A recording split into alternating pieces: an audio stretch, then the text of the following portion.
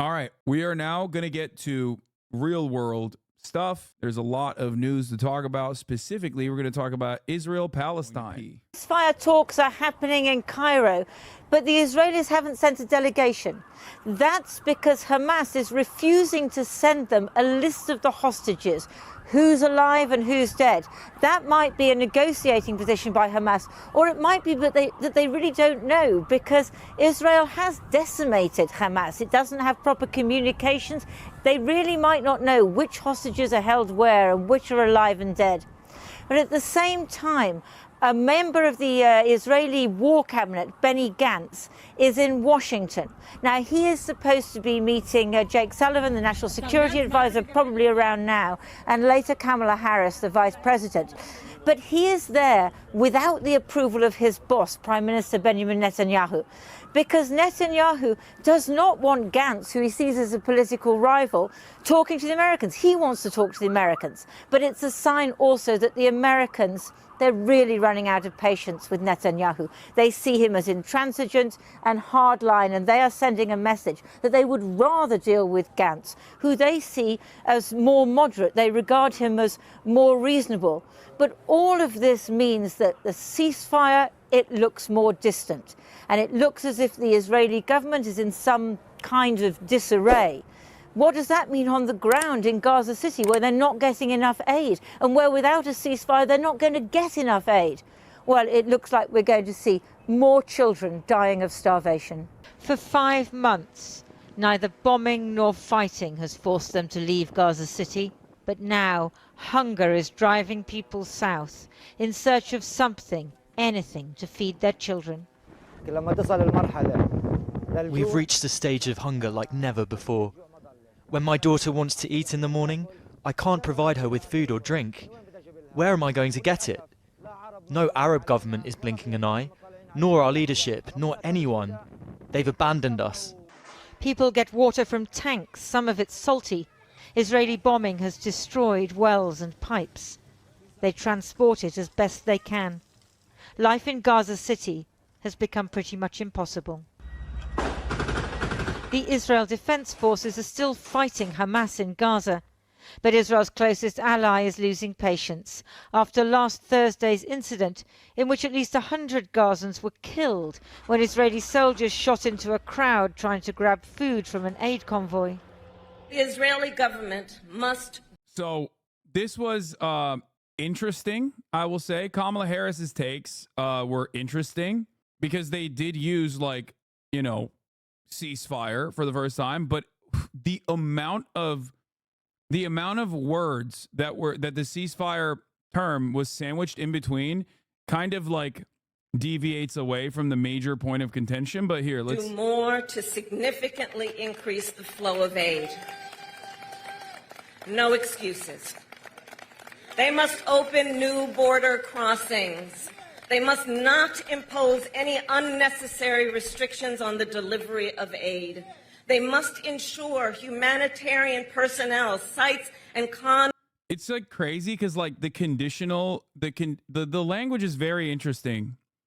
Maybe I'm too much of a nerd when it comes to communication, but they say unnecessary restrictions. So they can impose restrictions on the aid, just not unnecessary ones. Right? Any unnecessary border. Look here. Let's no break excuses. it down. They must open new border crossings. They must open new border crossings, which could mean to like let in aid, or which could mean let out the Palestinians so that the ethnic displacement can continue. They must not impose any unnecessary restrictions on the delivery of aid. Unnecessary restrictions, unnecessary being a very important word here, as in there could be necessary restrictions on the humanitarian aid. So Israel still gets to dictate what the necessary restrictions are. Okay? So that's another important thing to understand. They must ensure humanitarian personnel, sites, and convoys are not targeted. Nor that last part is like, you know, pretty straightforward. Don't target convoys, right? Good. That's a good one. Basically, if you believe that Israel is targeting the humanitarian convoys, which they are, then you're like, oh, okay, good. If you go along with the Israeli narrative that the convoys are being targeted by Hamas, and that's why they have to shoot all of the Palestinians that are near the convoys, which, according to hospitals on the ground and a UN investigation that was conducted off of the doctors that are there, 80%, close to 80% in certain hospitals that were treated of wounds were treated for gunshot wounds, and not because they were not because the trucks had driven over them and trampled. So that's something to remember.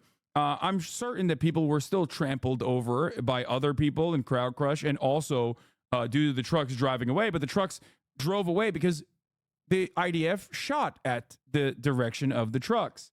So a lot of people were, however, still treated. The majority of the people were treated for gunshot wounds. Or has Israel stopped bombing Gaza?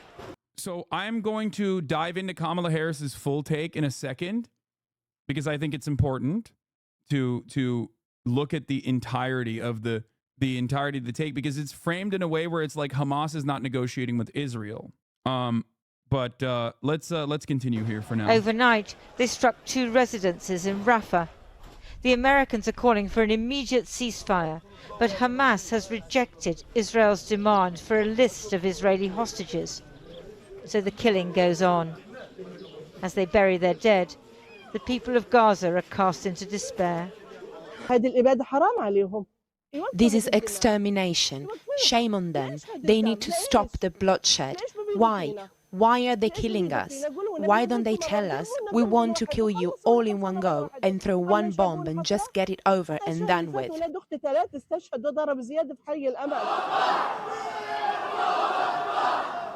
A funeral in the West Bank too, for 16-year-old Mustafa Abu Shalbak, caught up in an Israeli raid on Ramallah today. Used threw stones and Molotov cocktails at Israeli soldiers who responded with live fire. It was the most extensive incursion into the West Bank's administrative capital for many years. The major point of contention here isn't the Hamas not releasing all of the hostage names, by the way. I know that is what Israel is framing it as. However, the major point of contention here is actually the terms and negotiations of the ceasefire. Hamas made it very clear from the jump that they want a permanent ceasefire, like leading up to a permanent ceasefire in increments through the hostage release process. The hostage release process was going to have like an immediate ceasefire with a chunk of hostages, with a prisoner swap, basically, with the hostages, the Palestinian hostages that Israel keeps, to the tune of tens of thousands. Okay, this guy, you are so lost, dude. Holy shit, this man, both anti-Semitic, but in the most like Nazi way. Lord Herrenvolk says Jews are commie scum. How lost can you be? Like, that's the OG Nazi shit. Like OG Nazi takes. But anyway, as I was saying, yeah, dude thinks it's 1939. Nice. Yeah, my man, he literally came in and started talking about Judeo-Bolshevism. Yes, Hamas's proposal was divided into multiple stages with hostage exchanges from both sides and ending with a settlement to end the war. Exactly. And those are the conditions that Israel does not want to engage in. The Biden administration is trying to hammer home the narrative that, oh, like an at least 6-week ceasefire first and foremost, and then we'll see. I think for 2 reasons they're doing this. One, because they, God forbid, they come across as like remotely critical of Israel. Holy shit, right? The other reason is because Benjamin Netanyahu, we know, in the interest of self-preservation for his damn self, wants to continue the ethnic cleansing campaign, because the longer the war continues, the longer he can stay in power. So it is a really sad state of affairs from an administration that genuinely refuses to listen to their own voters and listen to any kind of conscience or any kind of morality in this matter. Some Biden defenders have argued that Biden really can't stop the war in Gaza. Biden does not have too much power over Israel, as Israel is a sovereign nation. But this overlooks the fact that United States has provided a diplomatic cover for Israel and it has been alone in doing so. United Nations Security Council has 5 permanent members: US, UK, France, Russia and China, who can stop the UN resolution even if the other 14 members support it. In the last 5 decades, the United States has vetoed at least 53 UN Security Council resolutions critical of Israel. If United States stops vetoing any resolution against Israel, then given the fact that UNSC can impose sanctions on Israel, it can authorize the use of force, including the deployment of peacekeeping missions to Israel. Doing this will enforce a lot of pressure on Israel to allow more food in, to allow a temporary ceasefire, or even a permanent one. This is one example of the leverage that the US has over Israel. The Israelis said this was a counter-terrorism operation in which they apprehended 2 suspects and seized inciting materials spread by Hamas. A ceasefire in Gaza is one thing. A solution to the wider conflict is quite another. This is happening at the same time as another ugly row is brewing between the Israeli government and the UN Relief and Works Agency. That's the UN organization charged with looking after Palestinian refugees. About an hour ago, the Israeli government put out what it claimed were intercepts, which it said proved that 2 UNRWA teachers from Gaza had participated in the killings of October the 7th. Now that happens as UNRWA has said that many members of its staff have been detained by the Israelis from Gaza, and that when they were released, they debriefed them and found that, as UNRWA says, they were tortured and there was also what they call sexual exploitation. Now that feeds into a wider problem. We know that the Israeli Defense Force have been arresting people in Gaza. They have been taking people for interrogation to find out where Hamas is, as you might expect. But there are more and more allegations that people have been mistreated in custody. And this is brewing into a terrible argument. And we still don't know how many people are being held and exactly what kind of treatment they're enduring. Hasan. خالد معك كيف حالك؟ سلامات. Okay. So let's look at Kamala Harris's takes. There's also a report that came out of the United Nations today. Clear and convincing information that hostages held in Gaza subjected to sexual violence as UN Special Representative. We're going to be talking about that as well. But before we get there, I do want to talk about Kamala Harris. So first and foremost, Joe Biden already came out due to the external pressure from people in Michigan and the Vote Uncommitted campaign, which was a profound success for the record, and had said that a ceasefire will come on Monday. Of course, that ceasefire became less likely after the Flower Massacre occurred, which is when the Israeli occupying force opened live ammunition and opened fire, as we saw in the videos with the tracers, on a crowd of Palestinians that were trying to get aid from one of the few convoys that were allowed into Gaza. So that kind of gummed up the works a little bit in terms of continuing a ceasefire negotiation in good faith. And then after that, Biden had one other response. I don't know exactly where it was. It was like one of those like helicopter interviews, like right before he gets off the plane or helicopter. But Kamala Harris yesterday also came out with a take where she openly stated, this is like as official as it's going to get, a ceasefire. However, there was a lot of conditions for the ceasefire. And I wanted to break down every single thing that she said. Is this the longer? I don't know if this is the longest version. There's got to be a better version of this. Do we have like the full-blown one? On the topic of be normal, how do you not allow rage to take over when encountering lies and propaganda like this? I don't know. I'm used to it. I do get really emotional still. But as a commentator, it is my job to also present this information in a way that is receptive to an audience, to a very broad audience of individuals that are not like-minded. My goal is to change minds, right? Not to I'm not proselytizing to the committed. I don't want the full speech. I just want the moment where she talks about Hamas and also the ceasefire. But anyway, let's see if I can. Here, let's just start here. The immense scale of suffering in Gaza, there must be an immediate ceasefire. People go crazy for this. For at least the next 6 weeks. But then immediately after she pauses, goes, for at least the next 6 weeks. So that's like first and foremost, it's like, wait, what? Ceasefire for at least the next 6 weeks? Okay, that's a weird way to reframe this. Okay, so she goes, at least she says at least, she doesn't say for the next 6 weeks, at least next 6 weeks. So what happens after 6 weeks? You know what I mean? By the way, I want to point to something here.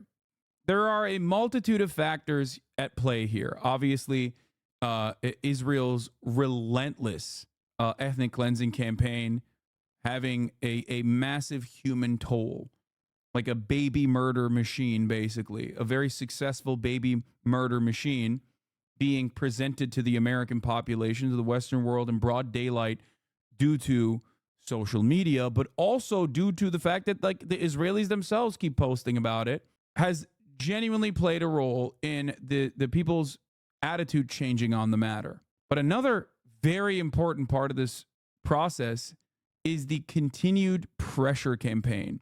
To those who say protests don't work, I present to you what you see in front of you. This is why I have always maintained the position that you have to keep pressuring. You have to keep applying pressure. You cannot stop. You cannot deviate. You have to. You must. Okay? Because it would have never gotten to this place, no matter the death toll, if people just looked away and didn't consistently try to find wherever Biden is, try to find wherever the Democratic Party is, and keep up the pressure. Protesting on the streets, going to the events that the Democratic Party is holding, and consistently push and push and push. Which is what is currently on the table.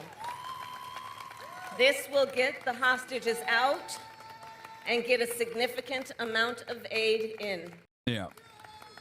This would allow us to build something more enduring, to ensure Israel is secure, and to respect the right of the Palestinian people to dignity, freedom, and self-determination. Palestinians are in very unfortunate circumstances right now, and the least the world can do for Palestine is to pressure Israel into allowing more aid in so that they don't starve to death. World Health Organization Chief Tedros posted that a lack of food resulted in the deaths of 10 children. The health ministry in Gaza reported on Sunday that at least 15 children had died from malnutrition and dehydration at the Kamal Adwan hospital.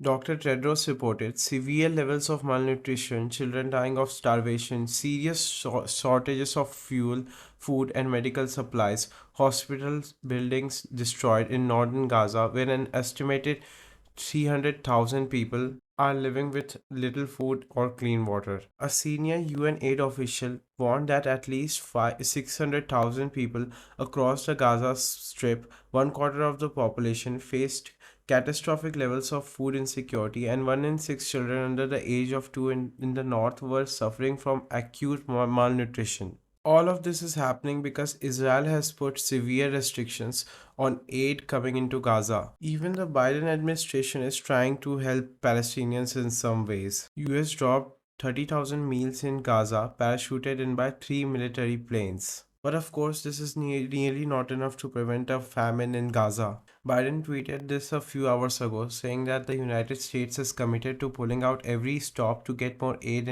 to those in Gaza who desperately need it. So hopefully we will see more pressure on Israel to allow more aid in. You can like this video and subscribe to this channel for more videos like this, and thanks for watching.